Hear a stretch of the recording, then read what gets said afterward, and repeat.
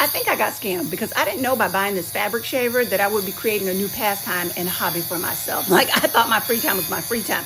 Now my free time is spent hunting down all of the little lint and BDBs and all of the nonsense that bubbles up on your clothes, on your furniture, on your pillows. Because this little fabric shaver, the one that has 3 different levels and modes, gets it all. Like, it's so satisfying to watch it go from bumpy to silky smooth. It's to the point now that no lint ball is safe in my house. So just be careful if you get this, because you're not gonna rest knowing there are BDBs in your house and you have this fabric shaver that can knock it out quick. Anyway, if you don't want to listen and you want to join me in this pastime, I linked it for you in the orange card below. But hurry, because this thing keeps selling out, and now I get it. It's selling out for a reason.